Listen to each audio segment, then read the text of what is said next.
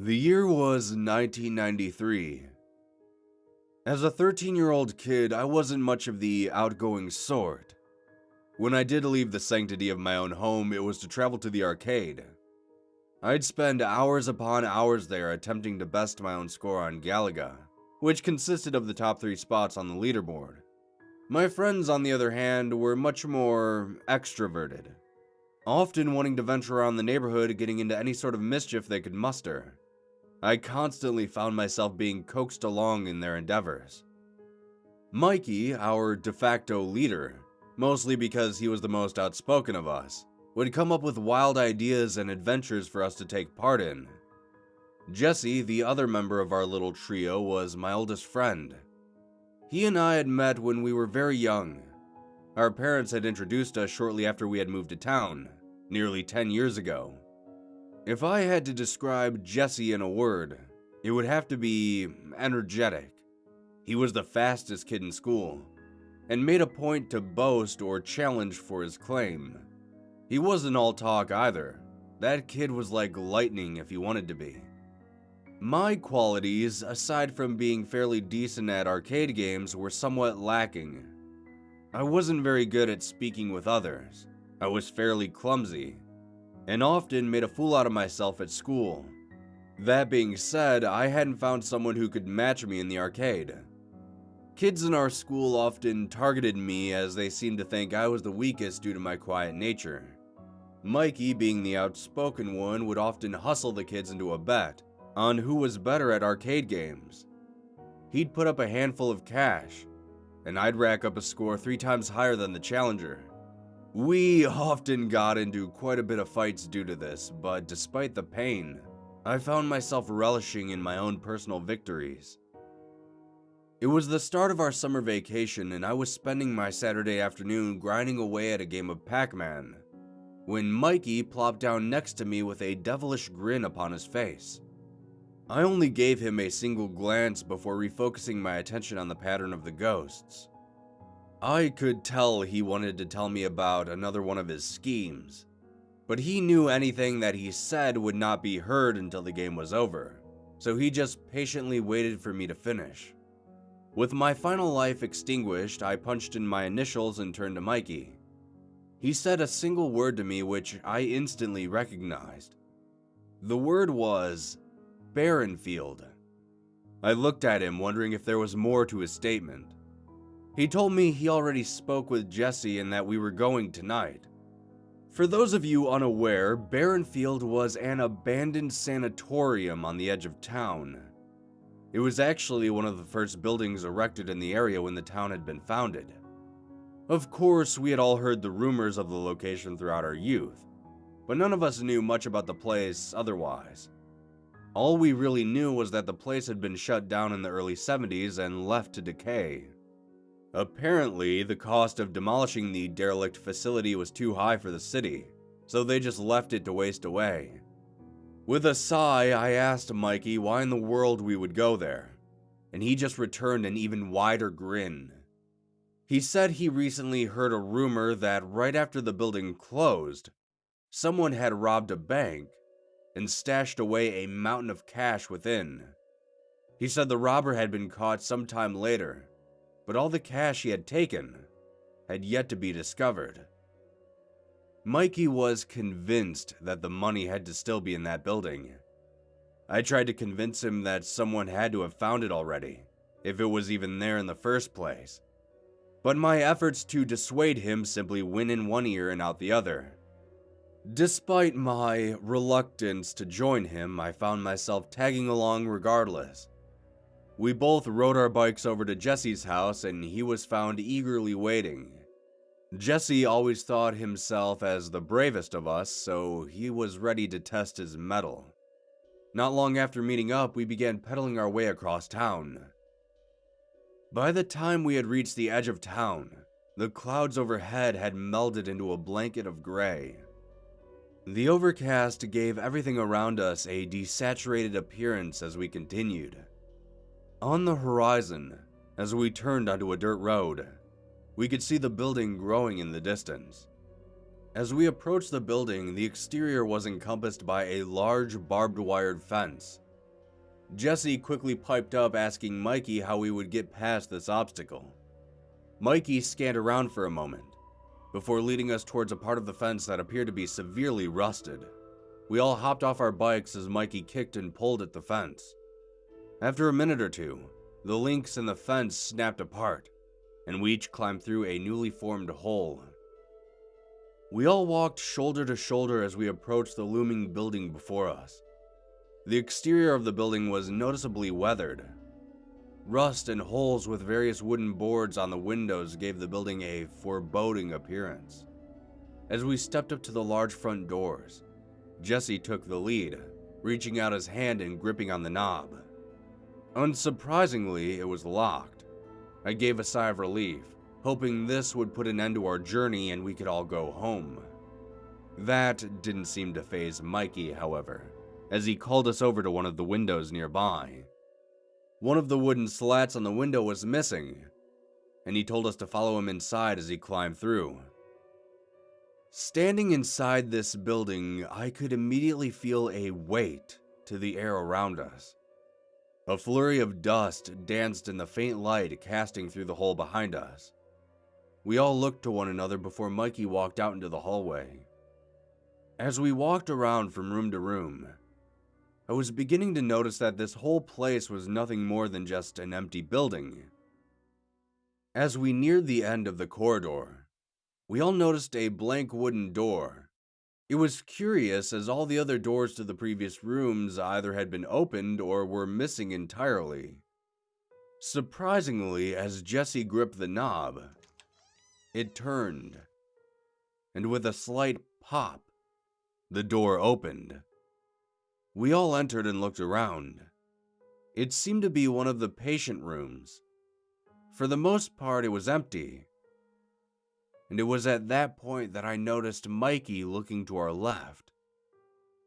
His face was a canvas of fear. I could see his entire body involuntarily trembling. I shifted my gaze and saw it. There was someone sitting in a chair with their back to us. From the appearance, it seemed to be a girl, maybe in her mid-teens. When Jesse finally noticed her, he quietly said hello. I jabbed him in the side for opening his mouth. I wanted us to just leave and forget about this place. As we quietly argued with one another, Mikey whispered for us to look again. We both turned, and the girl was now staring at us from behind the chair. She looked frightened. Despite suddenly seeing her, she looked relatively normal. Jesse asked her if she was all right, and she shook her head. In a quiet voice, she whispered to us, "The doctor is going to find you, and he won't be happy." Just then, the sound of a door slamming shut from some unknown area of the sanatorium drew our attention.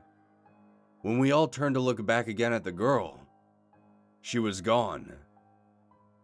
I demanded to both Mikey and Jesse that we should leave now. Mikey nodded shakily, yet Jesse mocked us for being scared. As we all exited the room back into the hallway, I looked down the way we came, and I saw someone standing there. With a little light in the hallway, I couldn't make out exactly what they looked like, but they were extremely tall. What was concerning was that they appeared to be facing a wall of the hallway for no apparent reason. This sent chills shooting throughout my body. I could tell Jesse was getting ready to say something, but I quickly covered his mouth. I held up a finger to my lips, and we all quietly walked back to the room in which we had entered. The closer we got to the room, the closer we got to this mysterious person. The room itself was only 10 feet or so away from him. As soon as we neared it, I could see the figure a bit more clearly now. It was definitely a man who stood with a slight hunch in his back. A long, tattered white coat hung loosely near his knees. His right hand was covered in some sort of grime which rested at his side. Most of his face was obscured by a medical mask of some kind. One by one, we rounded the corner. And, in that moment, Mikey accidentally stepped on some broken glass, causing a loud crack to echo down the hallway. I winced at the sound. I looked back towards the figure, and I could feel my blood turn to ice. He was now staring directly at us. At least, I think he was. He was facing us, and the entire front of his attire was splattered with blood. It dripped down his chest, onto his pants, and pooling at his feet below. His eyes were obscured by two black goggles, so I couldn't tell who he was looking at directly. His breathing was the thing I remember most. Labored and rushed, like he had just run a marathon. In his left hand, the one we previously couldn't see, he was brandishing a large saw-like medical instrument. In the blink of an eye, his form disappeared and reappeared a few feet away from us. All three of us shrieked in unison before sprinting for the window. One by one, we threw ourselves out of the window. I was the last one through. As I hoisted myself up into the tiny opening, I felt something latch onto my ankle. Sharp fingernails dug into my skin and was threatening to pull me back inside.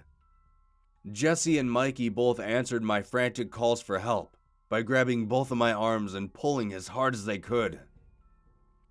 After a few unnerving seconds, the grip vanished, and I came crashing through onto the cold dirt below. We all ran to the fence, got on our bikes, and pedaled as fast as we could home. Mikey, Jesse, and I never spoke about what happened that night again. We all sort of just kept it to ourselves, and I think that was for the best. The building itself mysteriously caught fire a few years later, and ultimately got demolished. I have since grown up and moved on with my life, as did Mikey and Jesse. Every so often, when I come home to that town to visit my parents, I think about that night we all went to Barrenfield Sanatorium, and all the nightmares it has plagued me with ever since.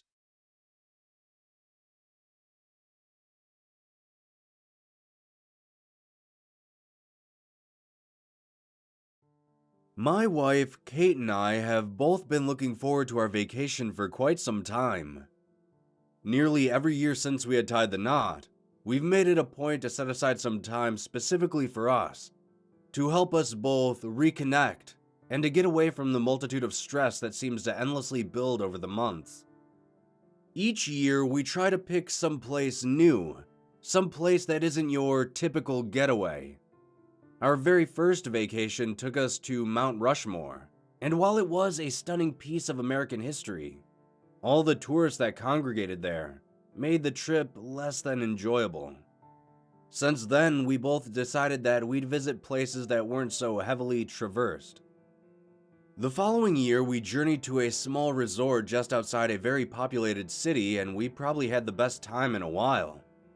Might seem contradictory to my previous statement, but we never went into the city itself. We spent most our time relaxing by the pool of our resort, or journeying around the lesser-known attractions outside of the city. Since it wasn't your average vacation season, there were hardly any people at the resort, and there were even less farther away from town. We dined at some of the local restaurants in the area, and experienced many little gems that you probably wouldn't find in the inner city. After our trip, Kate and I both left feeling refreshed. It was then that we realized we made a good decision on taking these trips. That was until a month ago. Kate had messaged me while I was at work and asked if I had thought about what I wanted to do for our upcoming trip. I told her I had no immediate ideas, but if she had something to let me know. A few moments later, she sent me a link, and after reading it over for a bit, I was interested. The link directed to a bed and breakfast in a state we hadn't been to before. The photos on the website were quite charming. It had a very rustic exterior, almost like a cabin of sorts. It seemed like the B&B was somewhat out in the boonies, almost like a nature retreat. The house itself was a bit on the smaller side, and upon reading the description, I realized that it was a guest house owned by this family. Due to its small size, the family decided it was best to just rent the entire house out than simply just a room.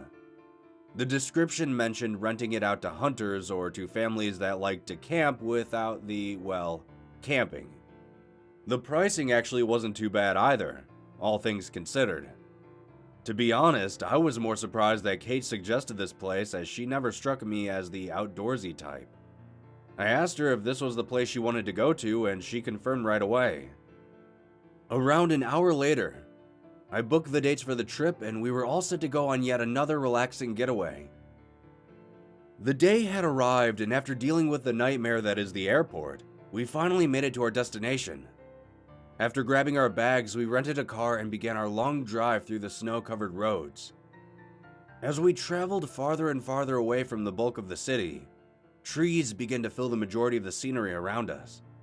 Nearly 2.5 hours of driving later, the GPS on my phone dropped out, and I sighed. Luckily, we came prepared, as I had printed out some directions beforehand. I asked Kate to dig them out of my bag, and she obliged. After glancing at the directions, I realized it wasn't too much farther away. I kept a close eye for the mile markers indicating a turnoff, and a few moments later I spotted a break in the tree line. I turned onto the uneven road, made more so by the fresh snow. I began to question if our car could even make it through this terrain, but thankfully the four-wheel drive came through. I parked the car in front of the house, and we both leaned forward to look out of the windshield. For the most part, the house seemed fine. I turned to Kate with a smile, and after nodding to one another, we got out of the car and grabbed our bags, before walking up to the house itself. The crunch of the snow beneath our feet seemed to echo around us as we approached. I couldn't help but notice that the house itself looked a little off from the photos I had seen online. Overall, it was identical, but just some of the colors seemed strange. The front door, which on the photo was a reddish color, was now a pale white. The exterior panels that were previously a dark brown were much more faded in places now. I just assumed that the photos I had seen online were from possibly years ago, and they just never updated them. I shrugged as we walked up to the front door. When I spoke with a woman through email, she told me that she would leave the house unlocked and that the key would be inside. So I reached out and turned the knob. With a low creak, the door opened inward. Kate and I both entered the house. We took a moment to take in our new surroundings. The living room, which we had entered into, was extremely plain. An area rug with a single couch in the center of the room. 2 end tables sat on either side of it. We walked into the kitchen, which seemed just as vacant. A singular table with only 2 chairs sat in the corner. A refrigerator and a sink sat on the other side. We ventured back into the living room and up the stairs. There were 2 bedrooms upstairs, as well as a very cramped bathroom in between. The house wasn't awful. It was quite clean. It just wasn't anything special. Sort of disappointing. We set our bags down in one of the bedrooms, and Kate gave me a look of understanding and apologized for the suggestion.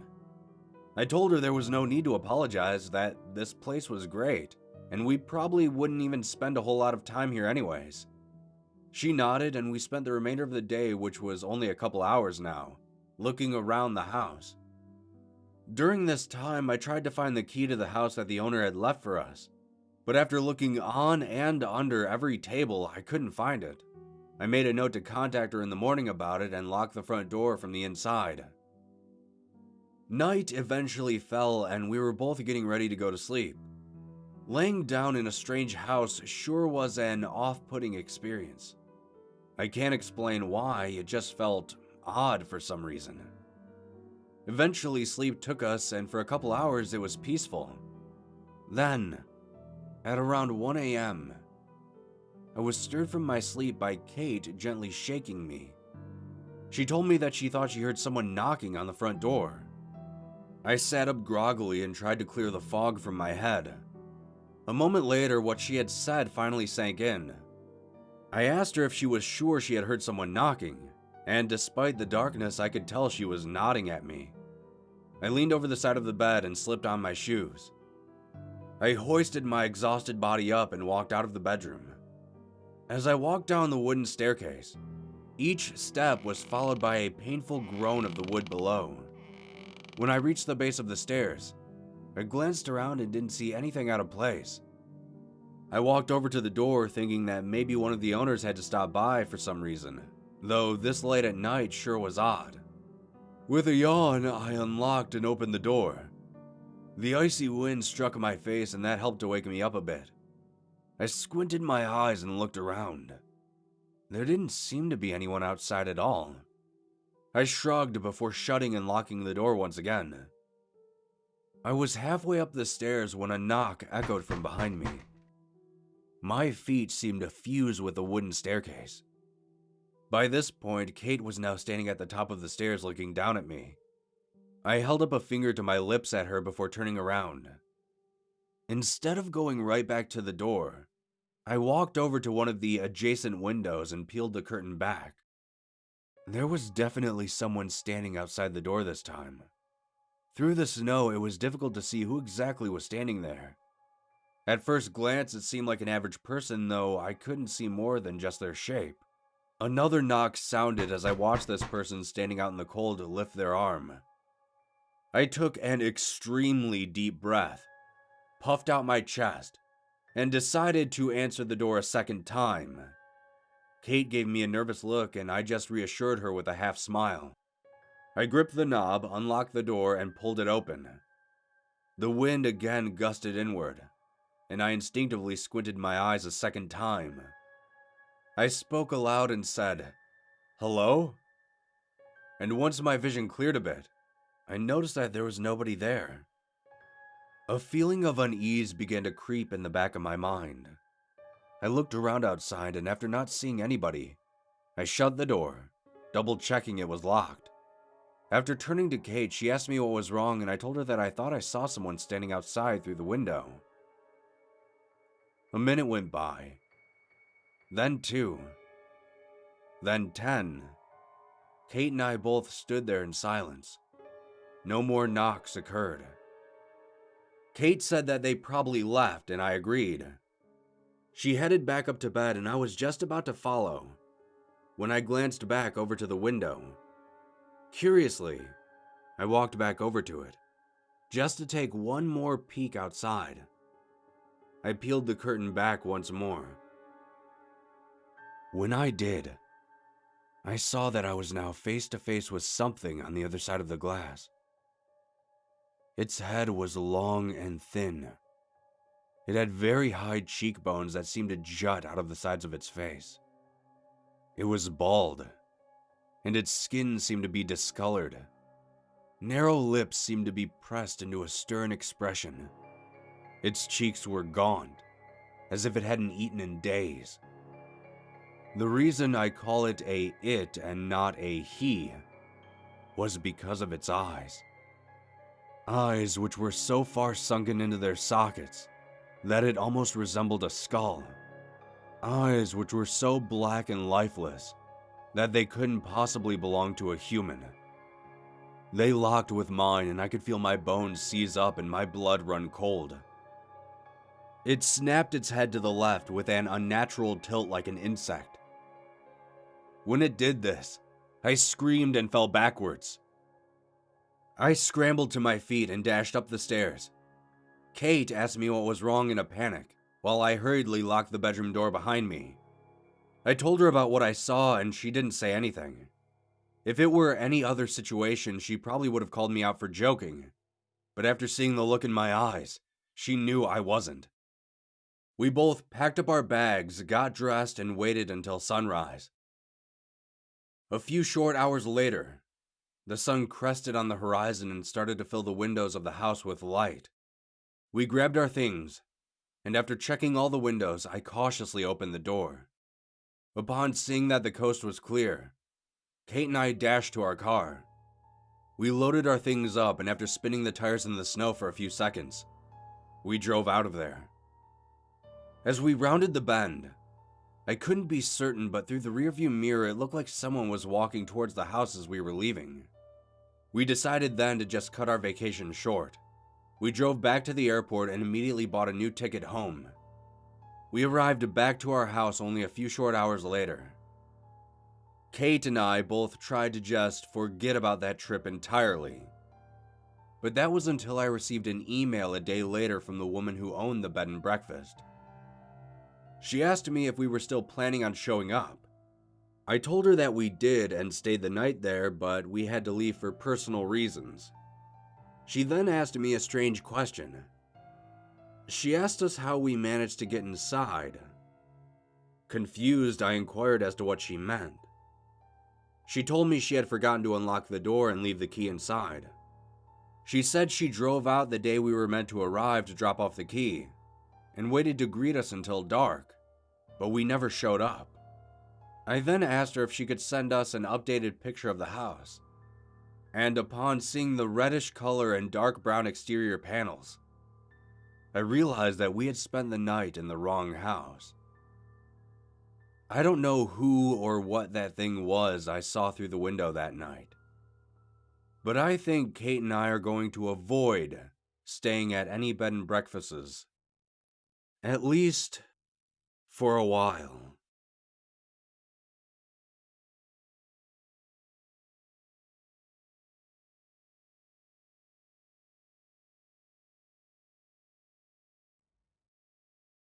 I haven't given much thought to Valentine's Day since I was very young. Back when my teachers in school would have the entire class sit down and craft elaborate cards to give to one another. Well, as elaborate as an 8-year-old can manage.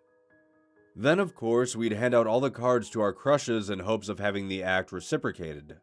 Though for many, that wasn't the case. As I grew older, my interest in the holiday only seemed to wane further. Don't get me wrong, I never despised the holiday, or the people who enjoyed it. Life is too short to not find enjoyment where you can. But for me, it was simply just another day. While I did have a few relationships throughout high school, none of them seemed to last longer than 6 months. The ones that I did have during the month of February, we never really did much for Valentine's Day. Maybe it was my lack of interest that dissuaded my partners from engaging, or maybe they thought the holiday didn't matter in the grand scheme of things as well. Whatever the reason, the day seemed to take a back seat in my mind. After high school, I had moved out of my parents' house and found a decently sized apartment closer to the city. For employment, I had found a job working as a telemarketer for a company downtown. The job wasn't anything to write home about, but it was fairly simple and the wage was decent. Basically, I'd show up, find my small cubicle in the back of the office, put on my headset and start making calls. 9 times out of 10, the calls we made would either not go through or we'd just get hung up on. To spend the time in between calls, I'd browse the internet on my computer or watch videos on my phone. There was a lot of downtime in between the calls, at least where I worked. When I wasn't mindlessly scrolling through memes on social media, I'd socialize with my coworkers. Since I've started working there, I've developed some pretty good friendships with a few of my coworkers. We often just hang around chatting with one another throughout the workday. Towards the end of January, my coworkers were all starting to talk about their plans for Valentine's Day. I sipped my coffee while they each spoke about what they were going to do with their significant others. A few had no plans, and a couple others said they didn't really celebrate Valentine's Day, which made me feel like I wasn't alone in that regard. One of my coworkers, a very chipper girl by the name of Alice, turned and asked if I was going to do anything for the holiday. I jostled forward as my hot coffee splashed against my lips. It was in that moment that I realized I hadn't told any of them a lot about my personal life. I shook my head and responded with that I might just stay home and watch a movie. Nothing special. She seemed disheartened by my response, and instead turned her focus onto another person who had yet to speak. February 1st had arrived and I showed up to work as usual. Upon sitting down at my desk and turning on my PC, I began my day. While I started making calls, I began checking all of my social media. After scrolling through and checking all of my notifications, I clicked onto my email next. I noticed something strange when I did. I had only a couple new emails from our corporate newsletter, which I promptly disposed of. There was, however, a third email which stuck out as odd to me. It was odd because the email was clearly spam, though I had been careful not to use this email for anything other than work. The subject of the email read, "Will you be mine?" The sender was a string of random numbers which further validated my suspicions. I selected the email and deleted it instantly. I paid it little mind and continued working. Towards the end of my shift, as I was closing out my various programs, I noticed that I had a new notification. I clicked on it and it took me to my email once again. That same email was back. I stared at it for a moment before glancing around at my coworkers who were all in the process of gathering their things. I sighed and clicked on the email. The message opened up and inside was just a single link that said Valentine. There was no way I was going to click a strange link at work, especially after all of the internet security seminars we had to attend. I wasn't about to be the guy that crashed our network with some virus. I deleted the email again, logged off, and went home. That night, while relaxing in front of my TV, I scrolled along my phone. A Valentine's Day commercial appeared on TV and it reminded me of the email I had received earlier. As I eyed the screen and my phone, I opened my email and logged on with my work account. Within seconds, my inbox appeared, and just as I had suspected, that same exact email was back. I opened it up and that same link stared at me in the face. The reason my curiosity was so piqued was due to the fact that this was the only spam email I had ever received on this account, not to mention its persistence. I figured that if my phone got a virus, I could just factory reset it and everything would be fine. I tapped my thumb against the screen, and after a second or two, my phone's screen went white. It stayed blank for a solid minute. I cursed my own stupidity and held the power button in the hopes that my phone wasn't totally ruined. After a moment, my phone shut off, and when I turned it back on a few seconds later, everything seemed fine. It booted up normally. None of my apps or contacts had been changed. Then I checked my email and found no trace of the email I had clicked on. I thought maybe it was just some fake email gag sent out by one of my coworkers or something. The next day at work, I greeted my friends, sat down at my desk, booted up my computer, and started working. I opened up my email to check to make sure everything was fine, and when I did, I couldn't believe what I was seeing. There was a new email waiting for me. The subject said something different this time. It said, "Hello, Valentine." I looked around my office once more before clicking on the message. When I did, my eyes went wide. There was no message inside. Just a picture. The picture was of me getting out of my car yesterday in front of my office. I could feel goosebumps beginning to rise on my skin when suddenly my coworker Jeff tapped me on the shoulder and asked me how I was doing. I jumped in my seat, nearly knocking over my coffee in the process. My coworker apologized for startling me and I told him it was fine. I minimized the screen and spoke with him for a bit before he returned to his desk. I pulled the screen back up and scanned the image with my eyes. It seemed like whoever took this picture of me took it from quite a distance away, but had zoomed in on me, as the edges were very grainy and pixelated. During lunch, I wandered over to one of the windows overlooking the parking lot, and judged from the direction, it had been taken from across the street. But what was odd was that there was nothing on that side of the street. It was just a sidewalk, with an empty field. That side of the road had no buildings, and I had never seen anyone aside from a few homeless people wandering around there throughout the day. I deleted the email and tried to forget about it by focusing on the rest of my work. Over the course of the week, I started to receive new emails.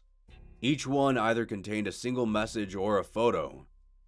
The photos were mostly of my office, and while they were creepy enough, the messages were downright unsettling.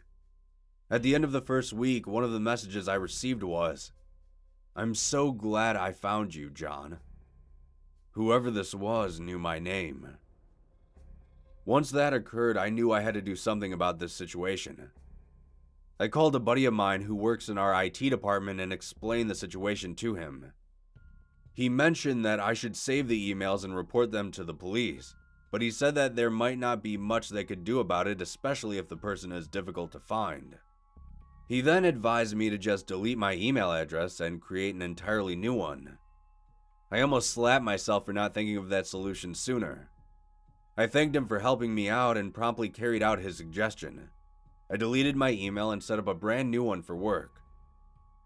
During the week leading up to Valentine's Day, I thought I had fixed my problem. I'd received no new emails from this mysterious person and was hoping they'd just move on and mess with somebody else. Then, 2 days before Valentine's Day, something happened. I had received a new email on my new work account. Seeing the bold letters sent chills running through my veins. The title said, "Stop playing hard to get." And inside the email was another photo.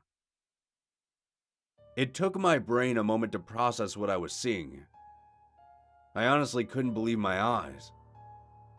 The photo was a selfie. In the frame was me, lying peacefully asleep in my bed. Next to my face, looking into the camera, was something. It's difficult to describe. It was like a face of smoke, stretched and dissipating around the edges. It was almost like one of those photos you see taken by ghost hunters when they capture an apparition on film, distorted, but vaguely in the shape of something familiar. The face seemed to be in pain, screaming soundlessly into the camera. Whether this was the actual thing that had been messing with me or was just some twisted Photoshop, I couldn't be sure. I have since taken all the information I could to the police, and they assured me they would do their best to help me out. But I have a feeling that they won't be able to stop whatever this is. I'm going to finish writing this out and then spend Valentine's Day with my parents. And I'll be keeping a close eye on all the windows and doors to their house. I hope this is all just some prank. But in case it isn't, I want you all to be careful out there and avoid clicking on any random links you receive in your email.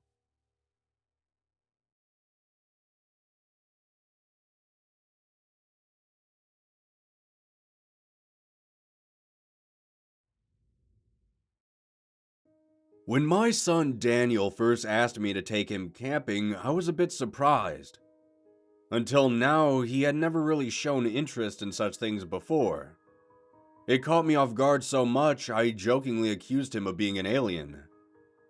After a moment of laughter, he told me the reason for his sudden interest.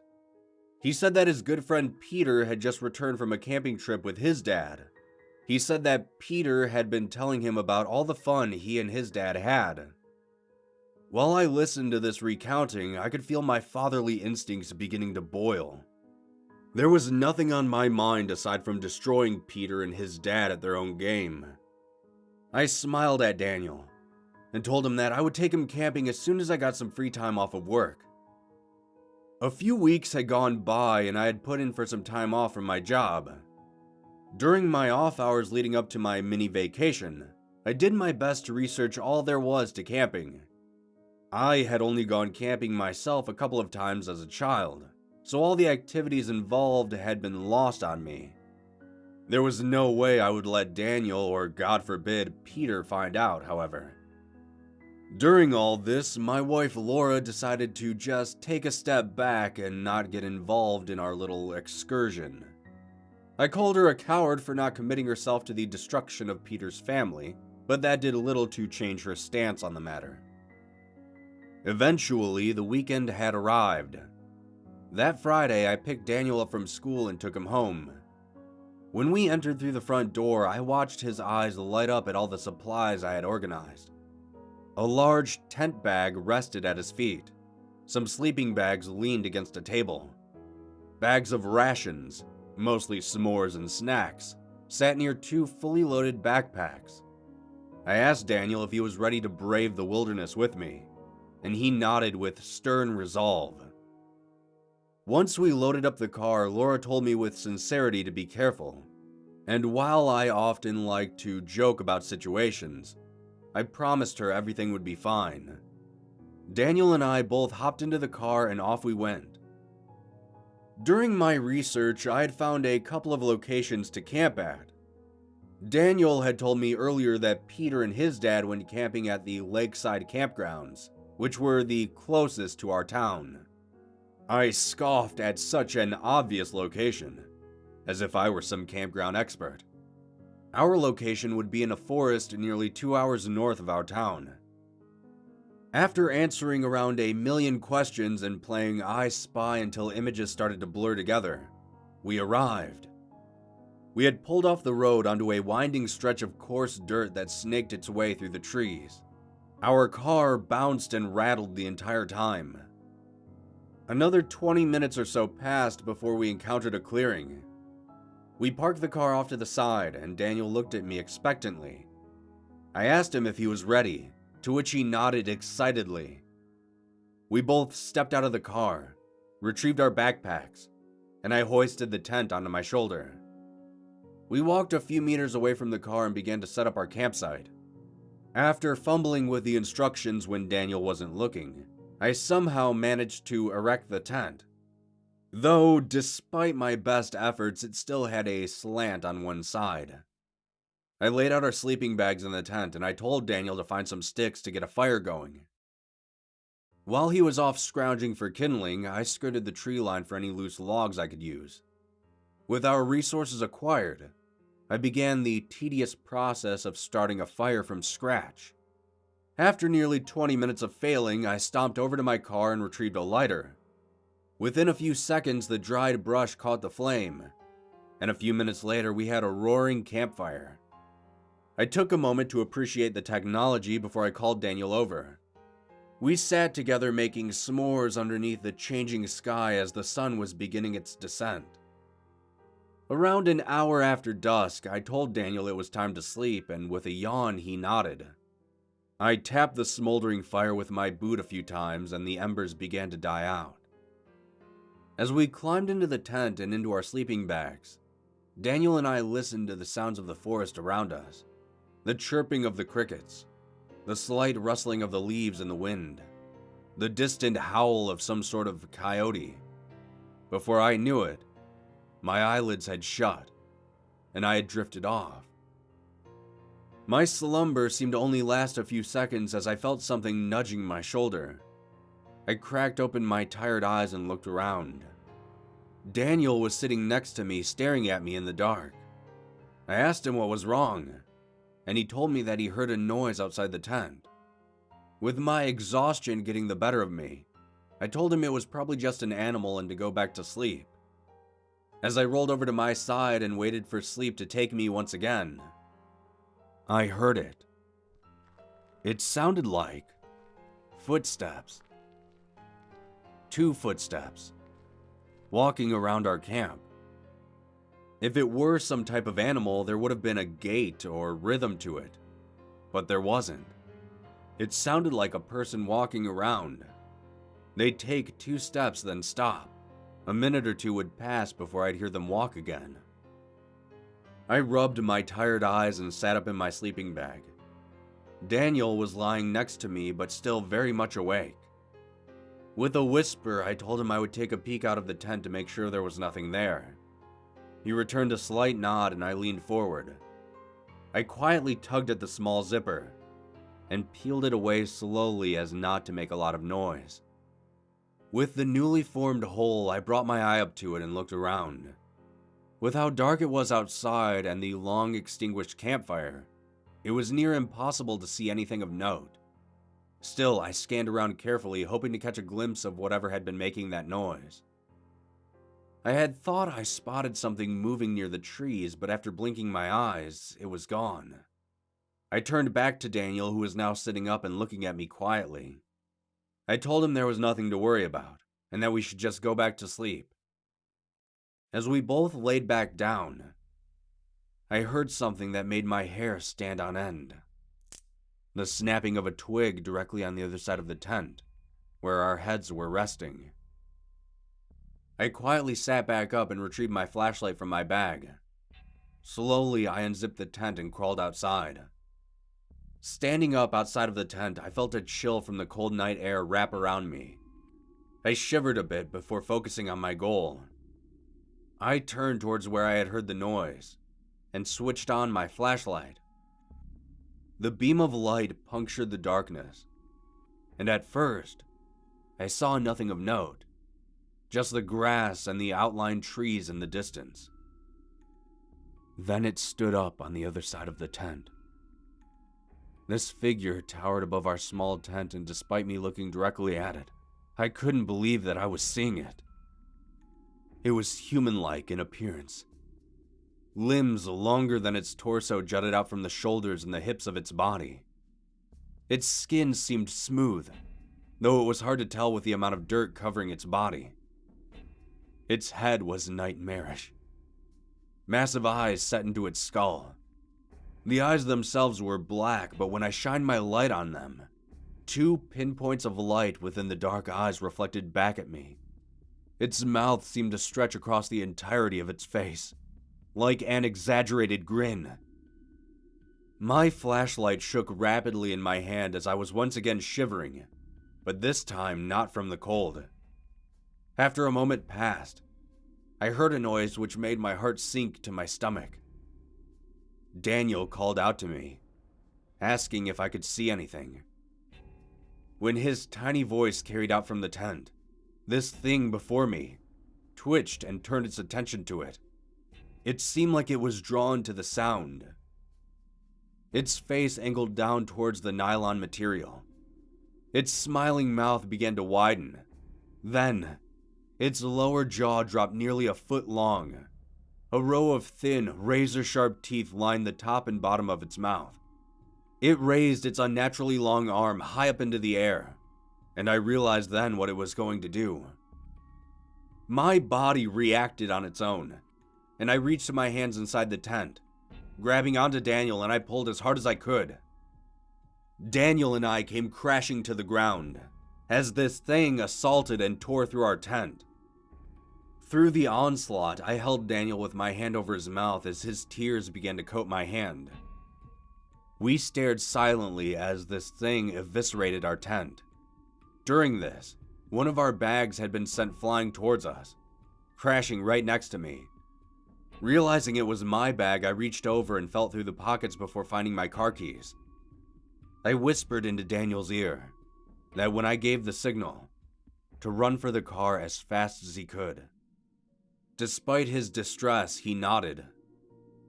A few moments after the creature started attacking our tent, a noise drew its attention off into the woods.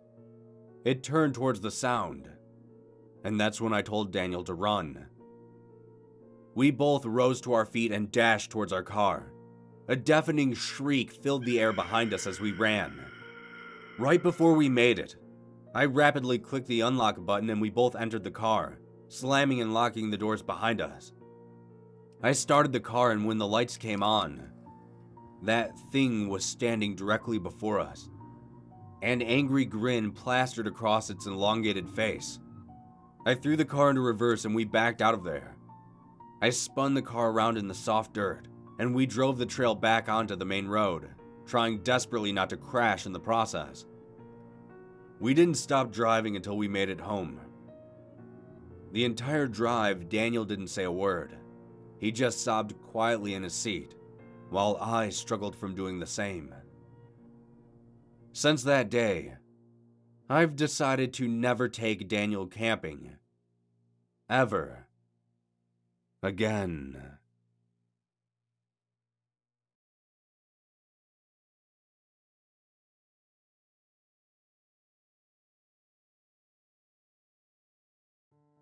When I was young, I used to sleepwalk. My mother would tell me these stories about myself that I would have no memory of. She said it first started when I was around 5 or 6 years old. She had put me to bed one night. Then, around an hour or so later, she heard a noise coming from down the hallway. She shut the book she had been reading and went to investigate. She told me that she found me sitting at the kitchen table, pretending to eat. At first, she asked me what I was doing, and after not receiving a response, she approached. Upon closer inspection, she realized that I wasn't awake to respond. She stood there and watched me for some time, as she herself hadn't actually seen a sleepwalker before. She said that I sat there acting as if I were eating. Then I would stop and turn to the chair to my right. To her, it appeared like I was having a conversation with someone, though she mentioned that I wasn't speaking any words, more like slight whimpers and groans. I'd then laugh quietly in my seat, then continue eating. After nearly 20 minutes of this, I got up from my chair, took a few steps, and laid down on the floor. My mother then woke me up and told me that I needed to go back up to bed. While I don't remember this interaction, she told me I was incredibly confused as I thought I was in bed. She led me by the hand back to my bedroom and tucked me back in. A few months later, this happened again. My mother had gotten up in the middle of the night to get something to drink. As she walked into the kitchen, she nearly jumped out of her skin when she saw a silhouette of someone standing in front of the window.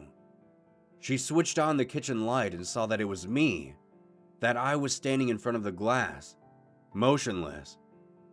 She walked over to me asking what I was doing. Of course, when she got closer, she saw that my eyes were shut. Apparently, I stood at that window for nearly a half hour before turning and walking back to my bedroom. My mom followed closely to make sure I went back to bed, and sure enough, I did. It was odd for me to hear about these things I was doing after I had fallen asleep. The concept that my body would move when I had no conscious control over it made me nervous.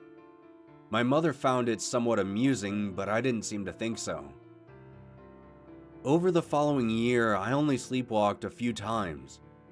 Most of them just ended up with me getting up from my bed and wandering into another room before falling asleep on the floor. My mother would usually find me the next morning and wake me up. Then, after nearly a year had passed, my mother had gotten up one night, and while she was passing by my room, she decided to peek in on me. When she opened my door, I was nowhere to be found. She wandered around the entire house but couldn't find me in any of the rooms. Then, as she was walking through the living room, something out of the corner of her eye caught her attention. She saw the vague outline of someone standing outside underneath one of the street lamps. As she turned to get a better look, she quickly realized it was me. She threw open the door and dashed outside. I was apparently standing in the center of the road all by myself. Luckily, our street was on a dead end and it didn't see very much traffic after 9 p.m. She called out my name as she ran towards me, but I didn't seem to react at all. As she slowed her approach, she saw that I was gesturing with my arms, as if I were having a conversation with someone. She walked up to me and grabbed my wrist. When she did this, I apparently began to freak out. I started to shout and fight against her, as if she were some sort of beast attempting to devour me. A minute or two later, I had woken up and snapped out of my frenzy.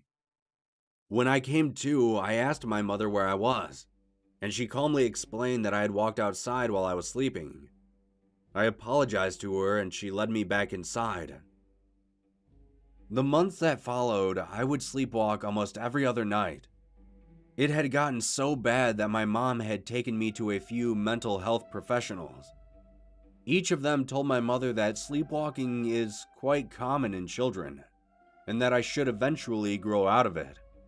They just gave her a list of things to be aware of if she finds me sleepwalking again, such as not waking me up in the middle of it, or gently coaxing me back to bed, etc. These explanations didn't really put my mother at ease. She wanted something a bit more concrete. So, she kept searching until she came across a therapist who specialized in sleep disorders. It's such a bizarre part of my life that I barely remember it. All the evidence I've had that I used to sleepwalk all seemed to come from my mother telling me such. I apparently spoke with this doctor numerous times, and visited him at least twice a week for 3 months straight. Then, one day my mother stopped taking me to see him, and according to her, I hadn't had a sleepwalking episode since. Nearly 15 years has passed since then, and it all just seemed more like a dream than a memory, as if it happened to somebody else and I had just heard about it. Of course, I believed in my mom. I doubt she would make up something like that. It just never really clicked that I had this problem when I was younger. That was until I was helping my mom clean out some of her things out of her basement. She was going through all her storage and was getting rid of a bunch of things. While I was pulling out boxes out of the rafters, something clattered to the floor. It was a thick manila file folder that hit the ground with a thud. Hoping I didn't break anything of importance, I stopped what I was doing and picked up the folder. After glancing at it, I noticed on the front that it had my name on it with some dates. I looked around to make sure my mom wasn't nearby, and I tucked the folder into the back of my pants. After finishing up, I told her I'd talk to her later, and I headed back home to my house. When I got inside, I tossed my jacket on the couch and pulled out the folder. As I peeled open one end and slid the large file out, my eyes darted across the front of it. It was records of my time with the therapist. I guess he must have given my mother a copy of these to keep. All of the entries inside were each of the days I had gone to visit him. Most of them were just logs of the sessions as well as a few notes he had taken throughout. One of the last entries, however, drew my attention. It said that the therapist was going to conduct some type of hypnotherapy on me. He had me lay down on a lounge chair and began telling me to relax, while continuously asking me specific questions. He asked me what I dream about, and my answer had been written down. I told him that I dreamed of my friend. Reading this, I had no idea who I was talking about. The therapist then asked me to describe this friend of mine. I told him that he was much taller than me, though for a child that wasn't saying much. His body always seemed to be hunched over. He had long black hair that fell down to his shoulders. His arms were extremely long, like two snakes attached to the shoulders. Each of his fingers came to a point like sharpened knives. The therapist asked me to tell him what his face looked like, and apparently, I struggled to describe it. I told him that his face was blurry, like it was covered in TV static. When the therapist pressed further, apparently I sat up in the chair, still asleep, and told the therapist to look at him for himself. I then pointed to behind the therapist, and when he turned, he saw nobody there. He jotted down some notes and then asked me what my friend wanted. I told him that he wants to take me somewhere far away, so we can both play together forever. He made another note. Then through a series of careful statements, he rid my mind of negative dreams. Well, that's what he wrote down anyway. Since that day, I have slept peacefully without any more sleepwalking incidents. All those memories I had from the early years of my life seem hazy, and I've nearly forgotten about them all. Despite not knowing anything about those statements I made, I couldn't help but feel a bit of familiarity with the description of this friend of mine. As I closed the file, I sighed. thinking about all the things I had said in the notes. I looked at the clock, which read 10:23 p.m. As I stood up from my chair, I saw something out of the corner of my eye. I turned and looked at my window. For the briefest of seconds, I thought I had spied someone standing outside. Someone looking at me. Someone tall, with long arms, with long black hair. Someone with a blurry face. I blinked my eyes, and when I opened them again, it was gone. I wanted to rationalize that what I had just seen was just a product of reading these files, that my tired mind had simply conjured this hallucination. But for some reason, I can't seem to shake this feeling, that those weren't simply dreams I had been experiencing when I was a kid, that they were something much more than dreams, something much more sinister. I can feel my eyelids starting to become heavier by the minute, and for the first time in my life, I'm worried about what will happen if I fall asleep again.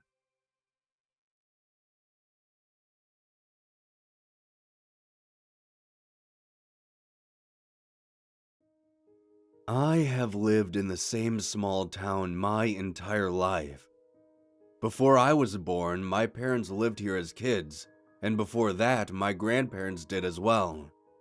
It seemed like my own family tradition was to take root in this town over and over again. Although it may seem rather unadventurous to remain in the same location your entire life, there's nothing wrong with finding your own place and holding on to it, even if that place isn't very far from where you start. That being said, our town itself isn't terrible. Quite the contrary. It's actually a very nice place to live. It has gorgeous landscapes all around, vast open fields to the south. Fresh air provided by the lush forests surrounding the northern edge of town is rejuvenating. The minimal population brings a sense of peace and tranquility to the area. As far as a more direct comparison, our town has basically everything a major city has. It's just greatly scaled back. We have a few shops here and there, a gas station, and even a cinema in the center of town. Overall, it's as normal and as average as a town can be. With one exception, however. There is one thing that sets our town apart from everywhere else. It's a single solitary rule that everyone who lives here abides by. A rule not openly spoken about, but one which everyone learns. A rule that must not be broken under any circumstance. Do not go outside when the fog rolls in. I was only 8 years old when I first heard about this rule. I was playing outside in front of our house one day. The sun was slowly starting to fall from the sky. My mother had called out to me that dinner was almost ready. I called back that I would be in shortly. As I continued playing, I remember looking down our narrow street. In the distance, the road seemed to dissipate in a haze. I paid it little mind as I continued knocking toy cars into one another. Before I knew it, my mother was shouting in a panic. She had rushed outside, grabbed me, and began dragging me back in by the arm. Her grip was so strong I thought my arm was going to tear clean off. When we made it back inside, she slammed and locked the door behind her. Then she turned her attention onto me and scolded me for not coming inside when she asked. As we all sat down for dinner, I glanced out of the window and that haze I had spotted down the street was now encompassing our entire house. I made a comment on how thick the fog was, and I could feel a shift in the atmosphere of our kitchen. I looked back at my parents and both of them seemed to be staring at their plates as if in a trance. I tapped my mom's hand and asked her if she was all right. She quickly turned to me with a smile and told me that everything was fine. Then she told me that I should never, ever be outside in the fog. When I asked her why, she just told me that it was dangerous. I nodded to her, even though to me it didn't seem all that dangerous. The fog only lasted for a few moments. By the time dinner was over, I remember looking out of the window again, and you never would have known there had been any fog outside in the first place. Since then, anytime fog would appear, I'd start making my way home. It was strange. Even as I had gotten a few years older and had made some friends around town, they too seemed to abide by this rule.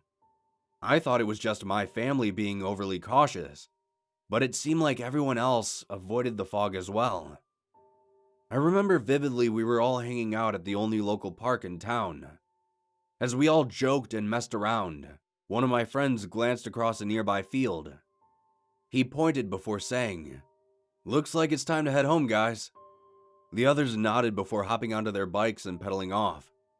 I looked over and saw some faint fog forming across the way. I followed suit, of course, but a small part in the back of my mind wondered why. Why did we have to avoid the fog? What was so dangerous about it that everyone in the town seemed to treat it like the plague? It was such a strange anomaly. And what was even stranger was that the fog came and went randomly. It wasn't like it happened every day, just once in a while.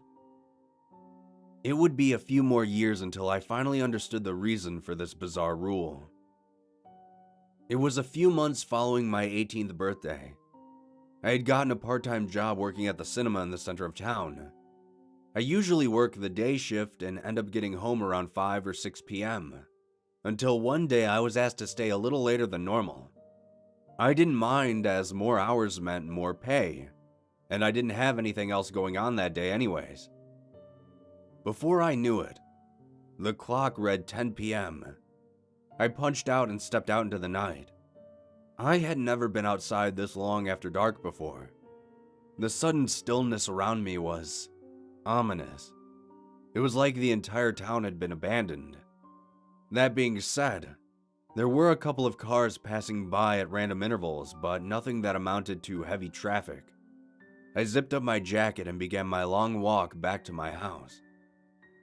When I was roughly halfway home, I spotted something across one of the fields on the side of the road. It was that mysterious fog. It seemed quite a ways off, so I figured I still had some time, and I wasn't too far away from my house. As I continued walking, I heard a noise that cut through the night like butter. It was the sound of a car's horn. I looked towards the sound, and there was a car sitting at an intersection up ahead. The car door opened and someone stepped outside.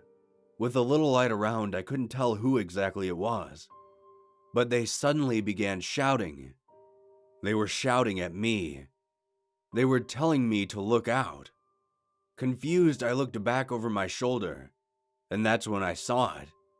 A gigantic wall of fog was steadily closing in on me. Despite always wondering why I had to fear such a common thing, having been told my entire life to avoid the fog at all cost, I couldn't help but feel my heart sink to my stomach. The driver of the car called out to me and told me to run to him. I could feel sweat already forming on my brow and hands before I even started to sprint. As I dashed towards him, I could feel my legs already beginning to ache. Then my pace slowed to a walk. Then I stopped completely. The man outside the car called out asking what I was doing, but his voice seemed to trail off. The reason I stopped running towards him was the fog encompassing the entire side of his car. By the time the man realized what was happening, he tried to scramble back inside, but it was far too late. As the fog cascaded over him, the sounds of panicked screams could be heard before a sudden silence filled the air.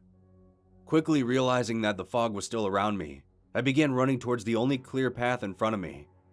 As I turned to run, I looked back to where the car was. A break in the fog occurred for the briefest of seconds, but I saw that the car was now empty.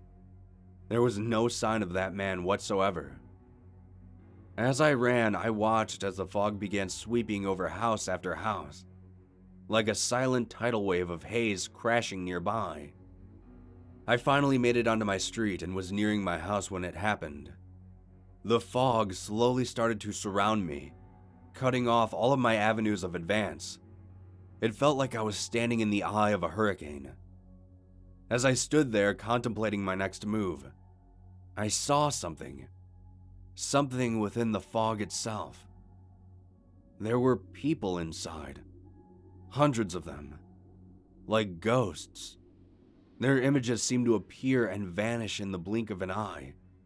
When the fog would stop swirling for a second, they would come into view, and it seemed as if they were all in agony, faces filled with pain and torment.